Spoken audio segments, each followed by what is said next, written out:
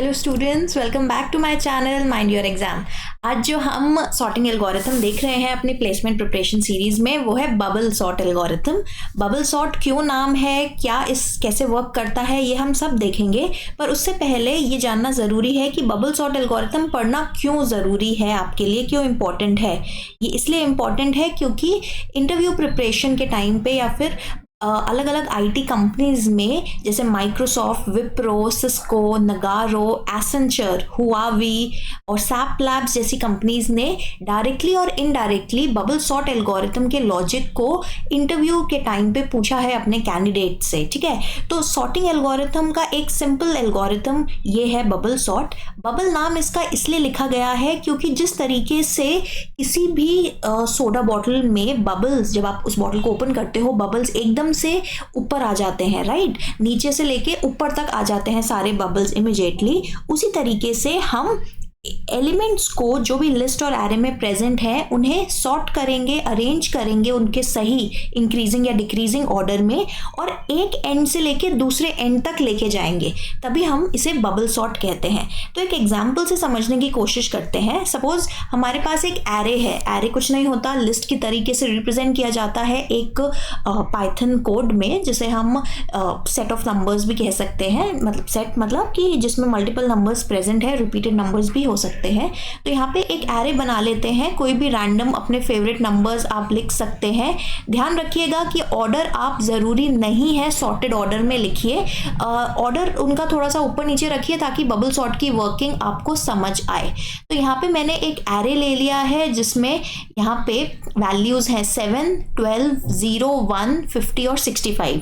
अब bubble sort में हमें हर बार एरे को ट्रेवर्स करना है, यानी पूरे एरे को स्टार्ट से लेके एंड तक उस एरे पे मूव करना है, और हर आइट्रेशन में एडजेसेंट एलिमेंट्स को कंपेयर करना है। ठीक है, हर बार आप दो एडजेसेंट एलिमेंट्स को कंपेयर करेंगे। अगर उनका ऑर्डर सही है, यानी छोटा वाला एलिमेंट वैल्यू, छोटी वाली वैल्यू पहले आ रही है और बड़ी वाली वैल्यू बाद में आ रही है, तब तो आपको कुछ नहीं करना। लेकिन अगर ऐसे एडजेसेंट एलिमेंट्स हैं जैसे 12 और 0, इस केस में 12 बड़ा है 0 से, लेकिन वो पहले आ रहा है, तो जब भी आप एडजेसेंट एलिमेंट्स को बबल सॉर्ट में कंपेयर करेंगे, अगर उनका ऑर्डर ठीक नहीं है तो आपको उसके ऑर्डर को ठीक करना है, फिर नेक्स्ट कंपैरिजन की तरफ आगे बढ़ना है। तो जब आपने 7 और 12 को कंपेयर करा, ये दोनों और सही ऑर्डर में है। 7 छोटा है तो पहले आ रहा है, 12 बड़ा है तो वो बाद में आ रहा है। इसके बाद जब आपने 12 और 0 को कंपेयर करा, इनका ऑर्डर सही नहीं है, तो इस केस में आप क्या करेंगे, इस ऑर्डर को रिवर्स कर देंगे। अभी हम पहली आइट्रेशन की ही बात कर रहे हैं बबल सॉर्ट की, जो कि हम एक एग्जाम्पल की मदद से समझ रहे हैं। ठीक है, पहली आइट्रेशन में आपने एडजेसेंट एलिमेंट्स को कंपेयर करना शुरू करा। 7 सही जगह था, 12 और 0 का जब कंपैरिजन हुआ तो 0 अब 12 की जगह आ जाएगा और 12 आ जाएगा 0 की जगह, यानी आपने इन्हें स्वैप कर दिया। अब नेक्स्ट आपको कौन से दो एलिमेंट्स को कंपेयर करना है, 0 और 1। देखो, ये याद रखना बहुत ज़रूरी है कि आपको एलिमेंट्स को, सारे एलिमेंट के एडजेसेंट पेयर्स को कंपेयर करना है। फॉर एग्जाम्पल, पहला पेयर यहाँ पे क्या है, 7 और 12 पहला पेयर है। दूसरा पेयर 0 और 1 नहीं है, दूसरा पेयर है 12 और 0। ठीक है, इसी तरीके से नेक्स्ट पेयर क्या होगा, 0 और 1। तो आपको ये ध्यान रखना है कि कोई आप पेयर स्किप ना कर दे। ठीक है, अब अभी तक हमने कौन से पेयर्स को कंपेयर करा है, 7 और 12, उसके बाद 12 और 0 एडजेसेंट पेयर थे। अब 12 और 0 की पोजीशन स्वैप करने के बाद 0 और 12 यहाँ पे आ गया, तो नेक्स्ट पेयर हमारा कौन सा हो गया, 12। अभी ये एरे कुछ इस तरीके से बन गया, 12, 1, 50 और 65। तो अब हमारा नेक्स्ट पेयर कौन सा है, पोजीशन 2 और पोजीशन 3 वाले एलिमेंट्स। तो 12 और 1 को हम कंपेयर करेंगे। 12 और 1 को भी जब आप कंपेयर कर रहे हो तो आपको पता लगेगा कि 1 छोटा है, 12 बड़ा है, तो अगेन आप स्वैप कर दोगे। 7, 0, 12 की पोजीशन पे 1 आ जाएगा, 1 की पोजीशन पे 12 आ जाएगा। बाकी remaining elements as it is रहेंगे। ठीक है, तो अभी लास्ट कौन सा आपने कंपैरिजन की थी, कौन सी दो पोजीशंस का कंपैरिजन किया था, 2 और 3 का। अब आप कौन से एडजेसेंट पेयर्स को कंपेयर करोगे, 3 और 4 पे जो एलिमेंट्स प्रेजेंट है। 3 और 4 पे 12 और 50 अपनी सही जगह प्रेजेंट है। फिर जब आप 4 और 5 का कंपैरिजन करोगे तो उस केस में भी आप देख रहे हो कि 50 और 65 अपनी सही जगह प्रेजेंट है। तो इन दोनों ही कंपैरिजन के बाद, 3 और 4 के कंपैरिजन के बाद कोई चेंज नहीं हुआ क्योंकि 12 और 50 अपनी सही जगह प्रेजेंट है। और लास्ट कंपैरिजन यानी 50 और 65 भी अपनी सही पोजीशन पे प्रेजेंट है। तो यहाँ पे भी जब हमने लास्ट दो इंडेक्स वैल्यूज के एलिमेंट्स को कंपेयर करा, कोई चेंज नहीं हुआ। ठीक है, अब बबल सॉर्ट में अगर ये पहली आइट्रेशन थी, अगर एक ऐसी आइट्रेशन आपको मिलती है जिसमें कोई भी दो एलिमेंट स्वैप नहीं हो रहे, मतलब कोई भी एडजेसेंट पेयर ऐसा नहीं मिला आपको जिनका ऑर्डर गलत है, तो आप बबल सॉर्ट को वहीं पे रोक सकते हैं। ठीक है, अभी इस आइट्रेशन में हमने स्वैपिंग करी है। हमने सबसे पहले 12 और 0 की स्वैपिंग करी थी, उसके बाद हमने 12 और 1 की भी स्वैपिंग करी थी, है ना। तो यहाँ पे पूरी आइट्रेशन में हमारी स्वैपिंग हुई है, तो हमें नेक्स्ट आइट्रेशन में जाना पड़ेगा।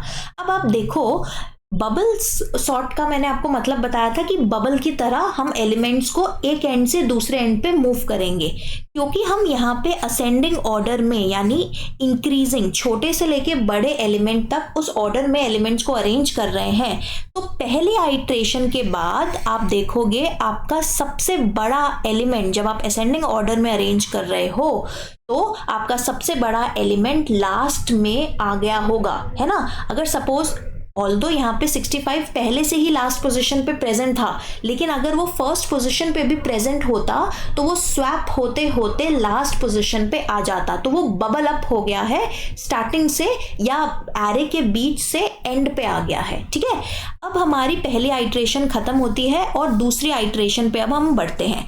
दूसरी आइट्रेशन के लिए हमारा क्या एरे अभी बना है, हमारा एरे, इसके एलिमेंट्स को लिख लेते हैं। ये एरे है 7, 0, 1, 12, 50 और 65। अब क्योंकि एक आइट्रेशन में एक एलिमेंट बबल अप होके सही अपनी लोकेशन पे आ गया है, तो अब हम इसको कंपैरिजन में नहीं इंक्लूड करेंगे इस पर्टिकुलर आइट्रेशन में।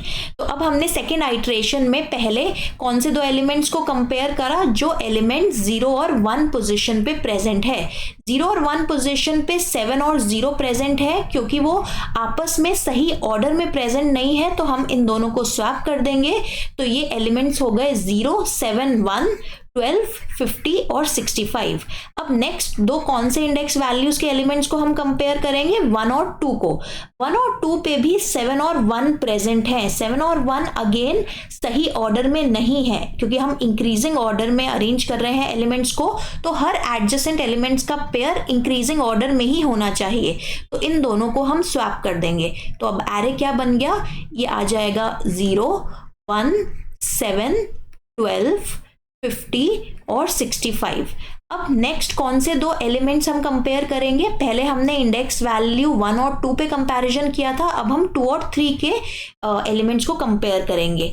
दोनों ही एलिमेंट 7 और 12 अपनी सही जगह पे है, तो इस पर्टिकुलर मूव पे, इस पर्टिकुलर आइट्रेशन में, इस पॉइंट में कोई चेंज नहीं होगा, क्योंकि 7 और 12 सही ऑर्डर में प्रेजेंट है। अब 7 और 12 के बाद हम कंपेयर करेंगे पेयर जो एलिमेंट्स प्रेजेंट है 3 और 4 इंडेक्स वैल्यूज पे। अब जब आप ये देखते हैं 3 और 4 इंडेक्स वैल्यूज पे भी जो एलिमेंट्स प्रेजेंट है 12 और 50, वो अपनी सही पोजीशंस पे प्रेजेंट है, तो यहाँ पे कोई स्वैपिंग नहीं होगी। तो अब हमें इन दो पेयर्स को कंपेयर नहीं करना है, क्योंकि हमने ये देखा था कि हर आइट्रेशन में एक एलिमेंट सॉर्ट होता जाएगा और लास्ट अपनी towards the end bubble up होके सही पोजीशन पे आ जाएगा। तो दूसरी आइट्रेशन के बाद अब आपको दो एलिमेंट्स अपनी सही पोजीशन पे यहाँ पे मिल गए हैं। कौन से दो एलिमेंट्स हैं वो है 50 और 65।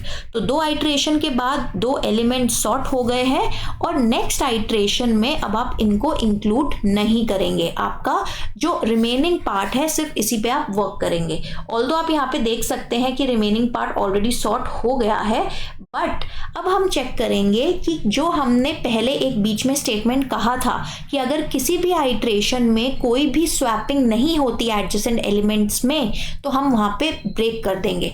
तो नेक्स्ट आइट्रेशन पे बढ़ते हैं, आइट्रेशन नंबर 3। आइट्रेशन 3 के लिए हम यहाँ पे एलिमेंट्स लिख लेते हैं। आइट्रेशन 3 में हमारे पिछली आइट्रेशन से जो एलिमेंट्स आए हैं 0, 1, 7, 12, 50 और 65 ऑलरेडी अपने सॉर्टेड पोजीशंस पे आ गए हैं। मैंने ये अलग से रीजन क्यों बनाया है, मतलब ये दोनों एलिमेंट सॉर्टेड हैं। अब हम वर्क कर रहे हैं यहाँ पे।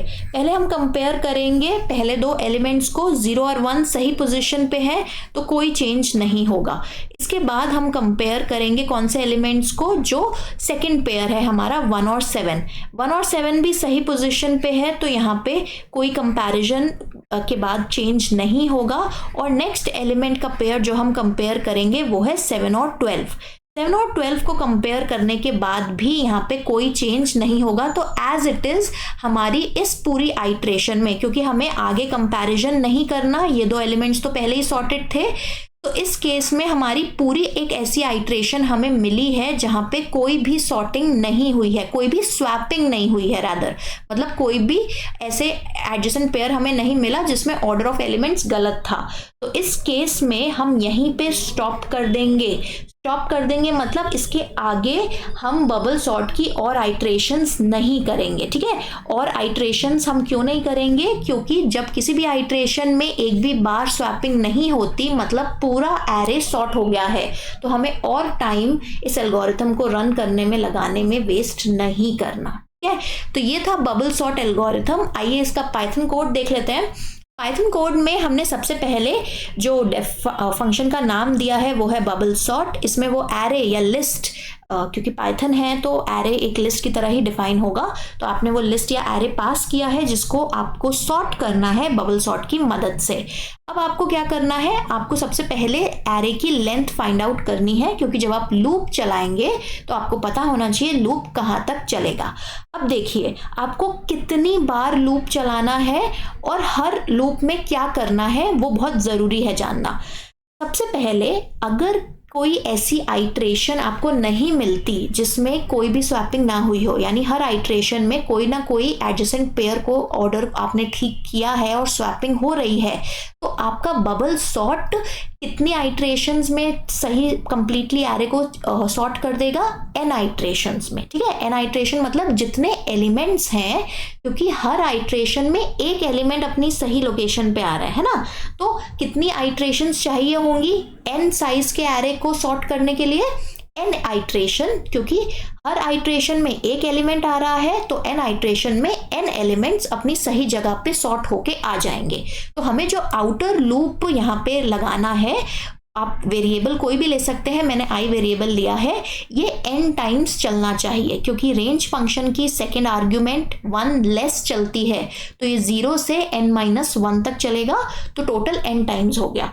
अब हर बार जब ये लूप चल रहा है हमें क्या करना है, हम एक इंटरनल लूप लिखेंगे, ठीक है। इंटरनल लूप से पहले हम एक वेरिएबल मेंटेन कर रहे हैं स्वैप्ड नाम का, नाम आप कुछ भी ले सकते हैं, जिसकी इनिशियल वैल्यू मैंने बूलियन फॉल्स रखी है।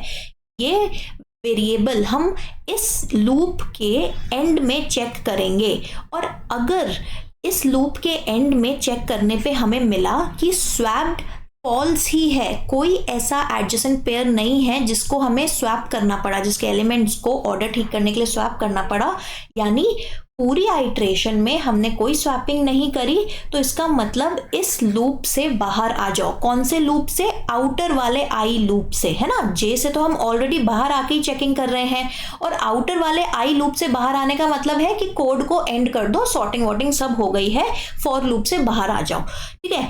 तो स्वैप्ड वेरिएबल हमारा ये चेक करेगा कि इनिशियली हम इसे फॉल्स जब सेट करा है, अंदर जे वाले लूप के अंदर अगर कोई भी एलिमेंट्स को हम स्वैप कर रहे हैं तो तब हम इसको ट्रू कर देंगे, और जे लूप इस आइट्रेशन के खत्म होने के बाद अगर स्वैप्ड अब भी ट्रू नहीं है तो मतलब कोड खत्म हो गया है, बबल सॉर्ट ने सारे एलिमेंट्स को सॉर्ट कर दिया।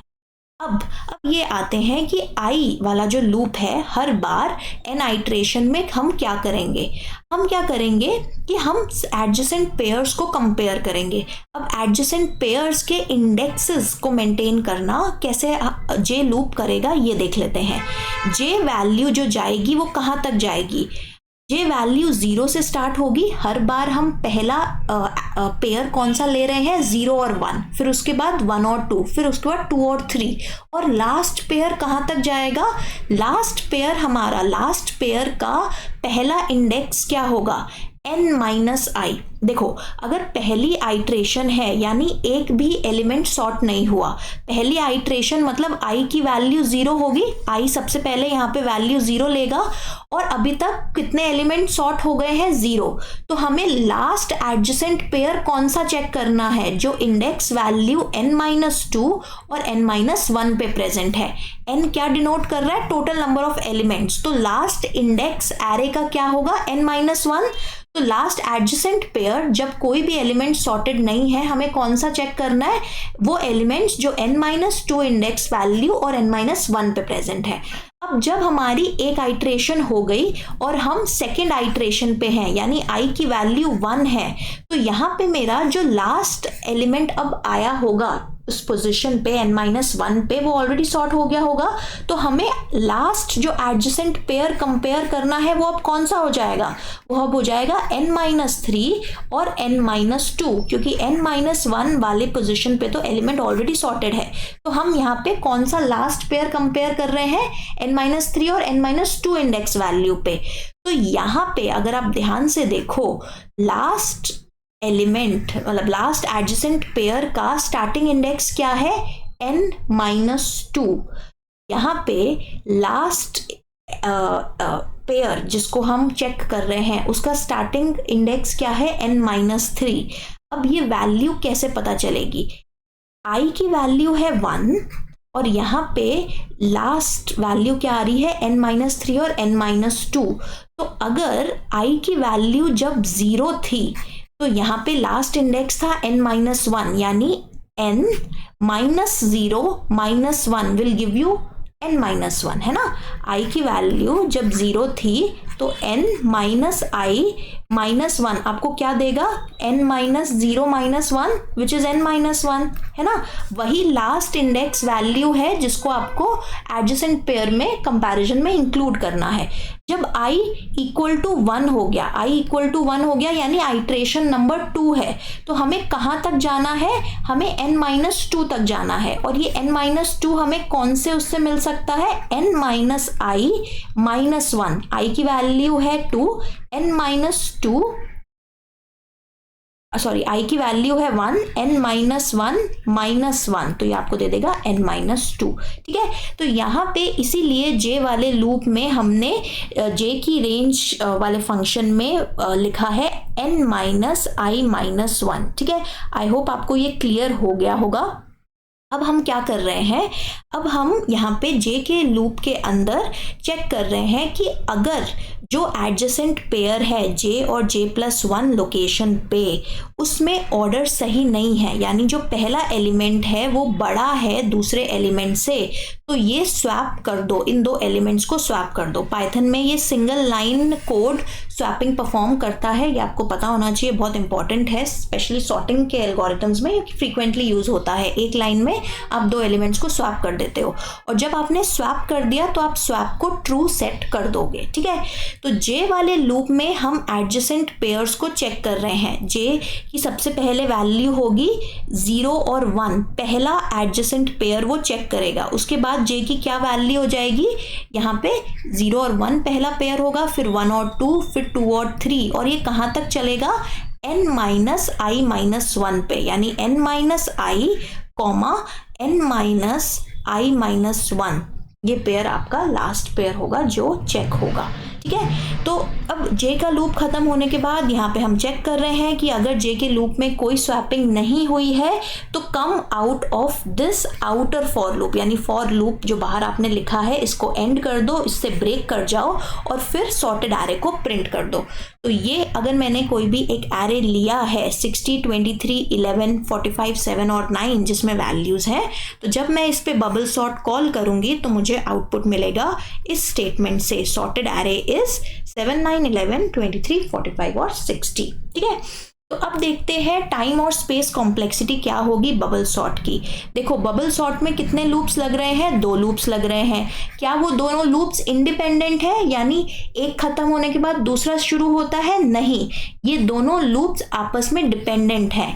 आई का लूप, आई के लूप के अंदर जे का लूप डिफाइंड है। आई का लूप कितनी बार चल रहा है? आउटर लूप n टाइम्स चल रहा है, क्योंकि n एलिमेंट्स को सॉर्ट करने के लिए हमें n टाइम्स रन करना होगा, अनलेस एंड अनटिल कोई ऐसी आइट्रेशन हमें मिले जिसमें स्वैपिंग ना हो। वर्स्ट केस में आउटर आई लूप n टाइम्स चलेगा, और हर बार जब ये आई का लूप चल रहा है, जे कितने टाइम्स चल रहा है? n माइनस आई माइनस 1। तो outer loop approximately n times चल रहा है और इनर लूप भी वर्स्ट केस में अप्रोक्सीमेटली n टाइम्स चलेगा। तो outer loop multiplied by inner loop जितनी नंबर ऑफ टाइम्स चल रहा है, क्योंकि एक के अंदर एक लूप है, डिपेंडेंट लूप्स हैं, तो हम मल्टीप्लिकेशन करेंगे, एडिशन नहीं करेंगे।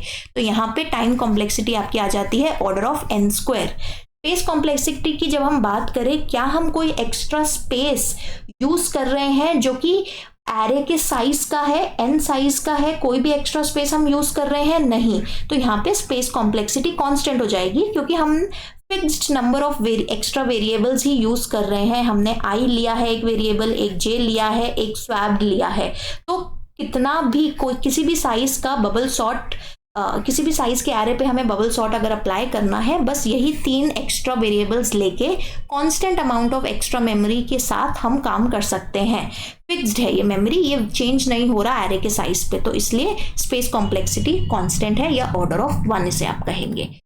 तो दिस आई होप आपको ये समझ आ गया होगा बबल सॉर्ट। बबल सॉर्ट से पहले इस सॉर्टिंग प्लेलिस्ट में मैंने मर्ज सॉर्ट और सिलेक्शन सॉर्ट भी एक्सप्लेन करे हुए हैं अपनी इस प्लेलिस्ट में, और प्लेसमेंट प्रिपरेशन की प्लेलिस्ट में भी आपको ये दोनों टॉपिक्स मिल जाएंगे। तो आप उन दोनों को भी पढ़िए और कंपेयर कीजिए कि कैसे बबल सॉर्ट बाकी सॉर्टिंग एल्गोरिथम से डिफरेंट है, उनकी टाइम कॉम्प्लेक्सिटी क्या है, और कौन सी सिचुएशन में जब आपको टाइम कॉम्प्लेक्सिटी रिड्यूस करनी है कौन सा एल्गोरिथम लगाना चाहिए।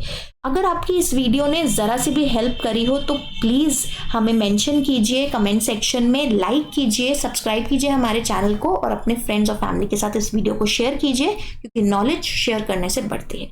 Alright, so thank you for watching, till we meet in the next video, mind your exam.